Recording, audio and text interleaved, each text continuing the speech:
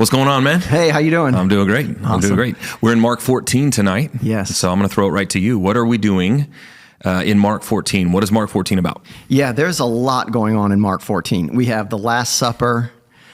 Peter denies knowing Jesus. And so there's a lot going on. I encourage our listeners to go and read it all the way through. But what I want to focus on, what I believe is the center, the heart of Mark chapter 14. And in particular, this is about Jesus standing before the high priest, Caiaphas, and in front of the whole Sanhedrin, all the religious leaders, so to speak. He is on trial in front of the Jewish leaders. And so Mark 14, even though it's long, it ends up with this situation where Jesus is on trial and his fate is in their hands. Yeah. And he has a lot to say about what it would mean for his fate to be in their hands. So let's just start with this. Jesus is going to be crucified. Mm-hmm. He's going to be found guilty, so to speak, and he'll be crucified. And what the religious leaders do is make that decision in Mark chapter 14. They will say, he's worthy of death. No more. We don't need to hear anything more from him. So here's the first question. Why was he crucified? Why did they want to kill him? And so what we have to see here is this, is throughout the Gospel of Mark, Jesus has been claiming that God's rule is coming to the earth through him. God's rule is coming to the earth through him. And this was the hope of the Jewish people. This wasn't really a new thing that Jesus was coming up with. This was the long-awaited hope of God coming to the earth in a fresh way, making wrong things right, removing sin and death from the earth, and restoring the Garden of Eden. Yeah. And all of this is not just what the Old Testament was talking about, it's how the Bible ends. The book of Revelation ends with a new heaven and a new earth where Eden is reborn, where heaven and earth come together as one, and God and human beings rule in the earth together. So Jesus is claiming that God is coming to rule in the earth, to make wrong things right, to remove sin and death, to restore the Garden of Eden, that the original plan for humans and creations is being fulfilled in and through him. Right. And this was their hope all along. One of the things that we have to understand is that, yes, Adam and Eve sinned. But just because they sinned, that doesn't mean that God threw away the plan. Right. He didn't abandon it. He didn't abandon the plan. He didn't say, oh, well, the plan was that human beings would live in the earth and I would live with them like I walked with Adam in the garden. But Adam and Eve sinned, and so that plan didn't work out, so I'm just going to have to do something new. Right. Not going to happen. The human vocation of ruling in the earth with God presently is what ultimately Jesus is announcing. Yes. And he's saying it's happening through him. So he's claiming this thing. So if this is what the Jewish people wanted, including the religious leaders, this is what they were hoping for, why'd they get so mad at him? Right. This should be good news.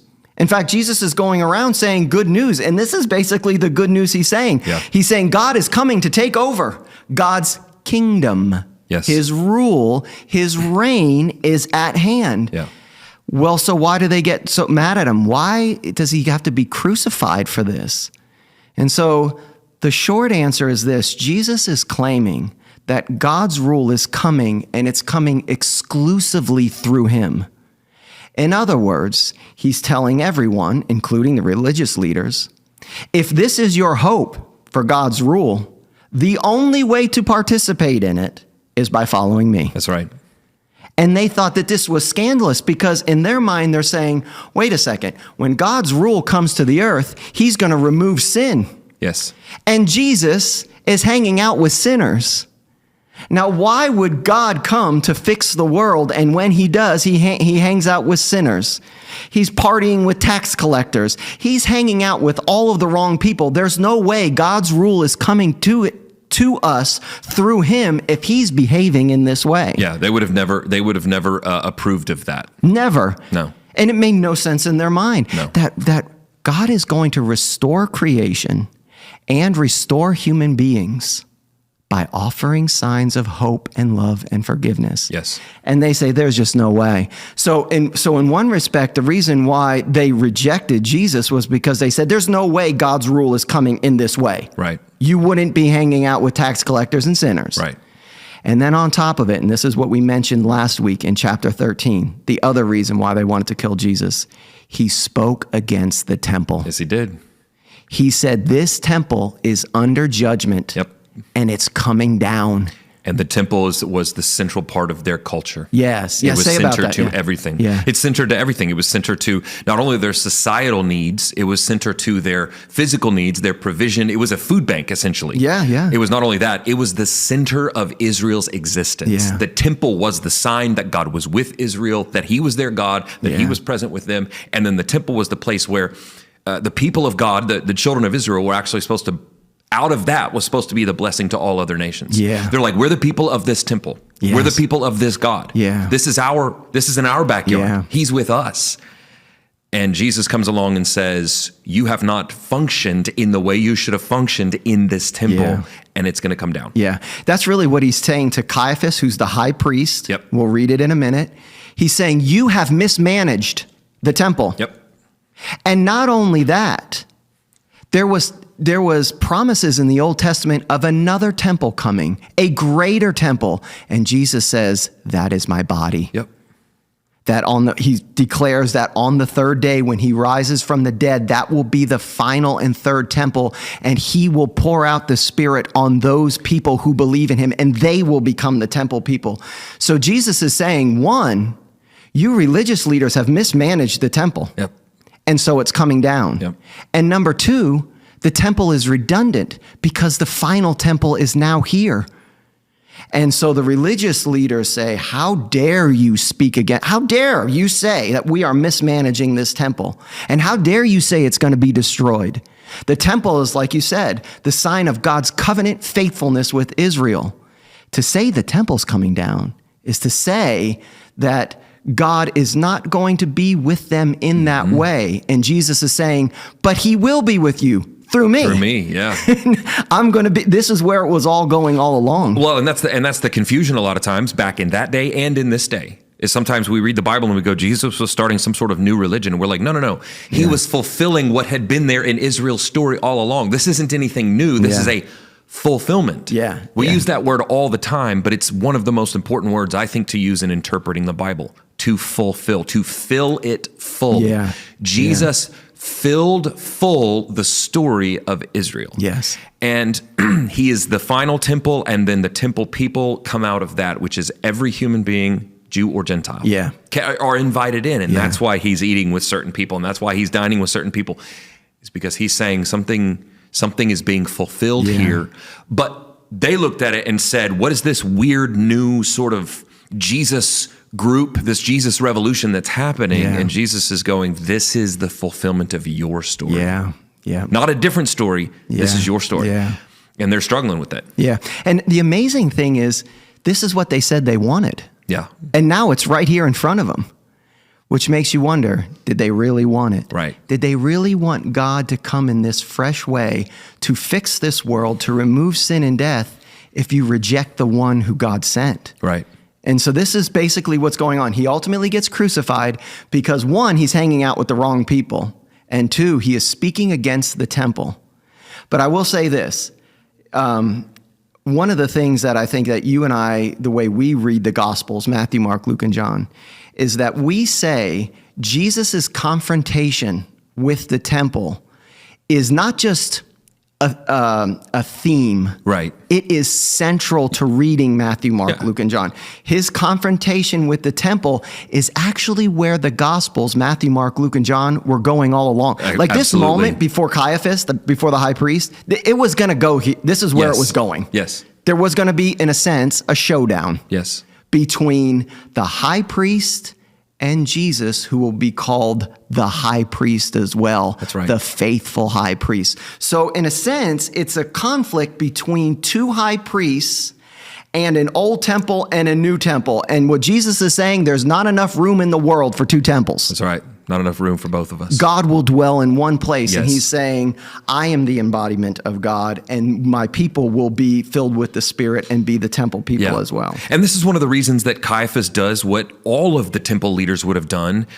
rip their clothes Right, and yep. demand that he be killed right now. Yeah. In fact, I let's... mean, Go ahead. and this isn't the only time, right? Jesus does this a number of times throughout the Gospels. If you read Matthew, Mark, Luke, and John, he does this a number of times where he equates himself with Israel's God. Yeah. And they go, stone him. Yeah. Because it's not John 8, it's not a passing, fleeting thing that Jesus just kind of throws it out there that like he's trying to prove he's God. No, he's saying, I am the fulfillment of all of these things. And they're saying, there's no way. Yeah. There's no way that you are the hope of our story. Yeah. No way. And so that's pride. Pride says we have hope that God's going to do this, but he can only do it one way. Yeah. God, you're only allowed to do this one way. Yeah. And God's like, I can do it any way I want. Yeah. And this is how we're doing it. Yeah. And Jesus is the fulfillment of that. Yeah. So let's talk about Caiaphas and his. Let's his jump in part. here. So now we're going to look at this conversation between Jesus and Caiaphas as Jesus stands on trial. And what we realize is that Jesus flips the script and he basically says, I'm not on trial. You are all on trial. All right, so this is Mark 14, verses 60 through 65. Then the high priest stood up before them and asked Jesus, are you not going to give an answer? What is this testimony that these men are bringing against you? They were talking about the temple, about his comments about the temple being destroyed. Verse 61, but Jesus remained silent and gave no answer. Again, the high priest asked him, are you the Messiah, the Son of the Blessed One? I am, Jesus said, and you will see the Son of Man sitting at the right hand of the Mighty One and coming on the clouds of heaven. The high priest tore his clothes. Why do we need any more witnesses? He asked. You've heard the blasphemy. What do you think? They all condemned him as worthy of death. Then some began to spit at him. They blindfolded him. They struck him with their fists and said, prophesy. And the guards took him and beat him. So Jesus is on trial and he's silent until he's asked the direct question, are you the Messiah? In other words, are you the coming king? Are you the Son of Man? And Jesus finally opens his mouth for the first time. And what he says turns the court upside down and into a frenzy. And here's what he says, I am, and you will see the Son of Man sitting at the right hand of the Mighty One and coming in the clouds of heaven. What does this mean? This coming on the clouds of heaven, this Son of Man? Because whatever it means, it was the final nail in Jesus's coffin, so to speak. They were furious. Jesus knew when he said these words, he was signing his own death certificate. Yes, he was. So what does this mean? Well, Jesus is quoting Daniel chapter 7. And in Daniel chapter 7 is where we see this Son of Man figure. This is an Old Testament prophet. Daniel is prophesying about this coming Son of Man who will receive glory and honor and power. He will be the world ruler that will bring justice and peace and remove sin and death. Isn't that what they were waiting exactly for? What they were hoping waiting for the new heavens and new earth. And the Son of Man is going to be the one who does it. Jesus goes right after it. So let's read Daniel 7, verses 13 and 14, and see how this all fits together with Jesus on trial. Verse 13, this is Daniel. In my vision at night I looked, and there before me was one like a son of man coming with the clouds of heaven. He approached the Ancient of Days and was led into his presence. He was given authority, glory, and sovereign power. All nations and peoples of every language worshiped him. His dominion is an everlasting dominion that will not pass away, and his kingdom is one that will never be destroyed. So what's going on here in Daniel? This is the vision of Israel's hope, the idea of God sending an anointed ruler who will rule not just over Israel, but rule over every nation. Even the pagan Gentiles will come to know and worship the one true God. This was Israel's hope. This was Israel's calling all the way back with Abraham when when God said, all the nations of the earth will be blessed through you. Yes. This is it. This is the Son of Man. Yeah. The Son of Man, and he is going to be given dominion and authority and power, and he will set everything right. But here's the thing. For as much as they put their hope in this verse, Jesus takes the verse 13 again, and there before me was one like a son of man coming with the clouds of heaven. What a strange verse. Yep. But it's actually pretty easily understood. Here's how it works. This Son of Man coming on the clouds of heaven, you really have to hold this thought in your mind. It basically refers to this, that the Son of Man will become the world ruler Yes. after suffering. After suffering at the hands of God's enemies, God would vindicate the Son of Man, giving him the throne over all of creation. And then God would bring judgment on those who caused the suffering of the Son of Man. Yep. So what did I just say there? I'm talking about the Son of Man suffering, God vindicating him in his suffering by giving him a throne, and then God judging those who caused the suffering. Yep. So you have two very educated Jews, Jesus and the high priest. Both know the scriptures very, very well. And what Jesus is ultimately saying is, I am the Son of Man. Caiaphas, you're causing my suffering. Yeah. What does that make you? God's enemy. And what happens to God's enemy in Daniel? They get judged. They get judged. Yeah. So when Jesus says, Yeah, this is the fury that he has in his eyes when he rips his clothes. yeah, and if you think about it, back to Mark 14, when Caiaphas asked Jesus, are you the Messiah? Are you the Son of the Blessed One? Jesus doesn't just say, I am. He says, I am, and you. He brings Caiaphas into the picture on Daniel. Yep. And he's saying to Caiaphas, Caiaphas, I am the Son of Man. But you're also in the story in Daniel. You're the one who's causing the suffering of the Son of Man.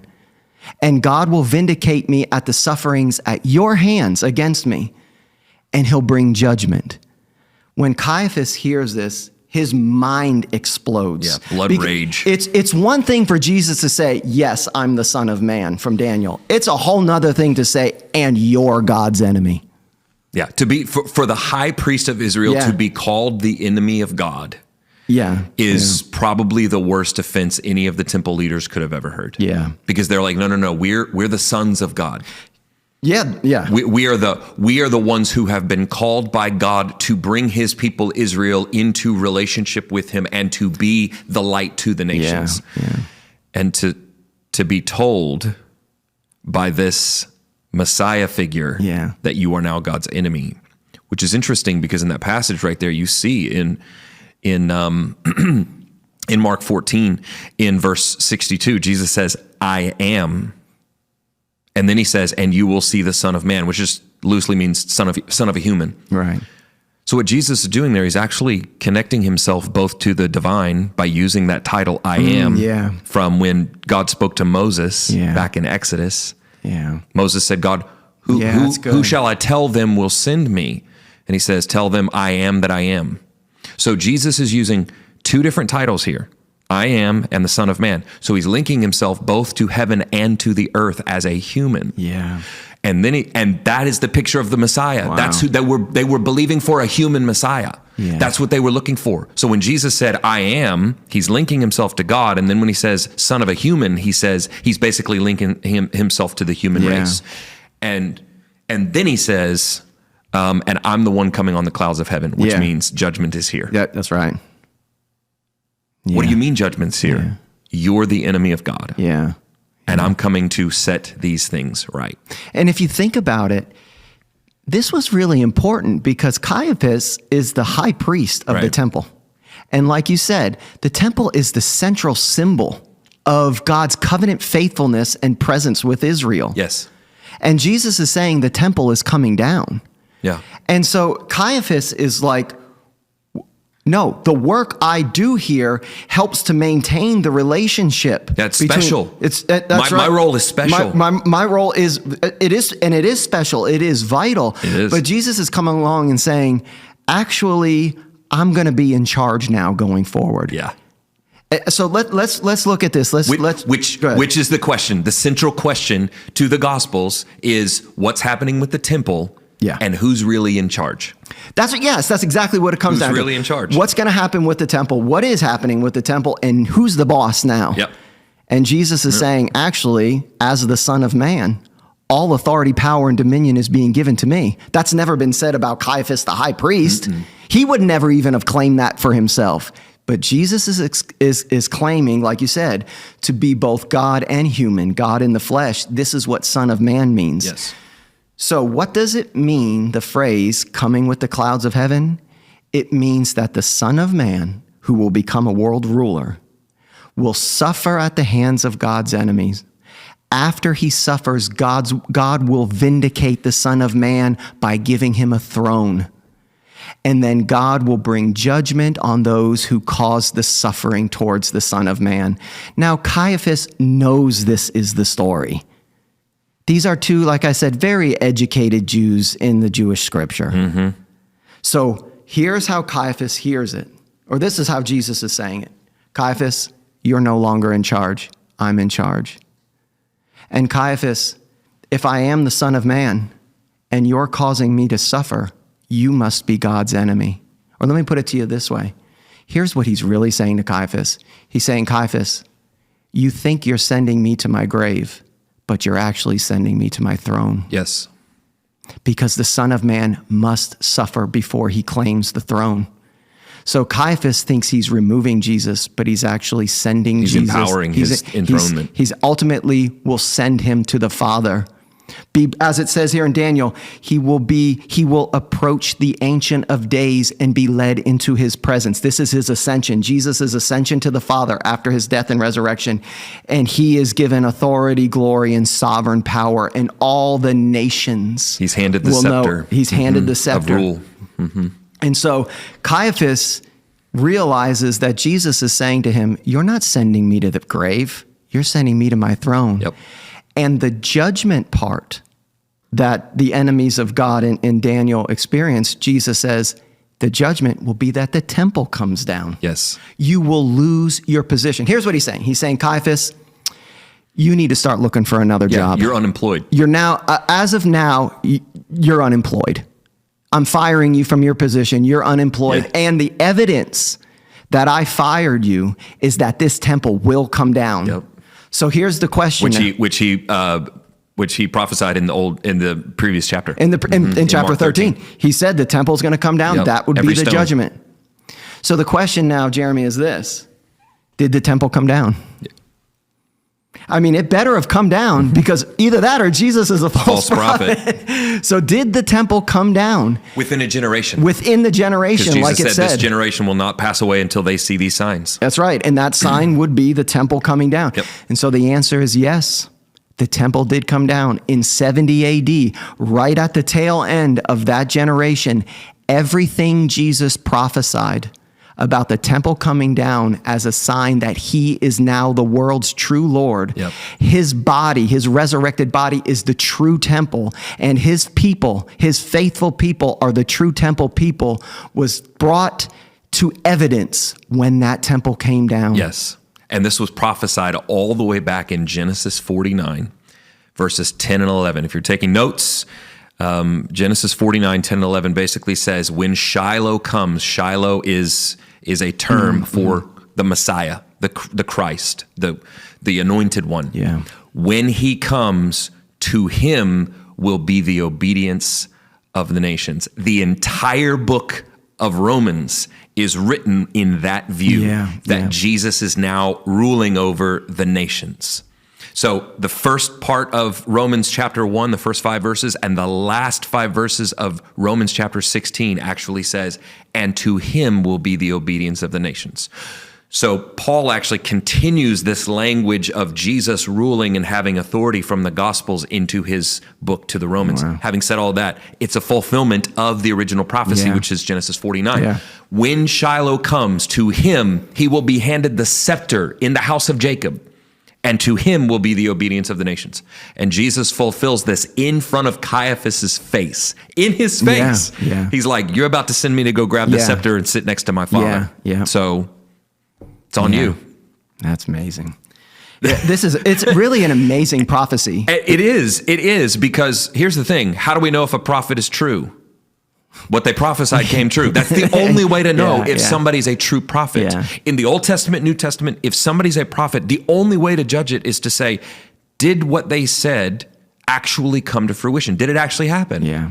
And we see the evidence of it 40 years after Yeah. Christ's death and resurrection. Yeah. Almost to the year. Yeah. 40 years. Yeah. And it came down, and we see this now that Christ rules, and it became a fight. Let's just call it what it is. It was a brawl. Oh, yeah. The moment that Caiaphas ripped his robe and said, kill him, I mean, they blindfolded him. They started punching him. It was a fight. Yeah. I mean, it was a gang up on Jesus, and you can tell how visceral, how physically angry they got, to the point that all of Israel's story was leading up to this moment where they were going to be delivered from the hand of the Romans, but it was going to be this godlike figure who would come with a sword and an army, and a political figure who would come and reshape everything. And Jesus is saying, no, this is the way that it's happening, and the only way for you to participate in this is to follow me. Yeah. And Caiaphas is like, no. Yeah. No. Yeah. And an utter rebellion to God's hand. And I think that this story right here, this moment, these 5 verses, is just the stamp on who did Jesus believe he was, and what did he believe he was doing when he came in the Gospels? Yeah. What did he believe about himself, and what did Israel believe about him? Yeah. And you started to see all of it was the low status people that were like, this guy's different. Mm-hmm. He's doing things that we were hoping for. Mm-hmm. But the leaders didn't see it. Yeah. The leaders didn't see it. Yeah, now that the new was here, they decided we actually don't want it. Nope. Even though we said that we do. So what did we learn in this teaching? Well, what we learned is, why was Jesus crucified? Yep. Well, he was crucified for a couple of reasons. Of course, he was crucified for our sins so we could be forgiven. But I'm talking more about, why did the religious leaders crucify him? He was crucified, one, because if God's rule was coming to the earth, they thought for sure it wouldn't include sinners being saved first, or this Messiah figure, this Jesus hanging out with sinners. Right. And number two, if God's rule was coming, God would certainly tell us the great job we were doing working in the temple. He wouldn't be criticizing us, and he certainly wouldn't be saying that the temple is under judgment and is going to come down because we mismanaged it. And so from there, what does the coming on the clouds of heaven mean that got Caiaphas so mad? It's because the Son of Man, the future anointed ruler of the world, would suffer at the hands of God's enemies, be vindicated, and then judgment would come on those enemies. And Jesus is saying it's actually happening. And the evidence, the sign of it, will be that the temple comes down in this generation. And it did. Yep. And so that's basically how Mark chapter 14 ends. And so next week, I'm really excited about next week, because like you just mentioned here in chapter 14, they started punching and beating him. Why? Yeah. If Jesus died for our sins, and he did, why did he have to go through such brutality first? What does the beating and the mocking and the teasing, what does this all mean for us as Christians? How should we read it? That's what next week will be about, so I'm excited. Love it. Hey, thank you Absolutely. for bringing us through Mark 14. And I look forward, listen, if you're listening to this right now, make sure you come in next week. It's going to be really good. We're going to talk about Mark 15 and answer that question. Why the brutality? Why the beatings? Why did Jesus go through that? So appreciate you, man. Thank you. Awesome.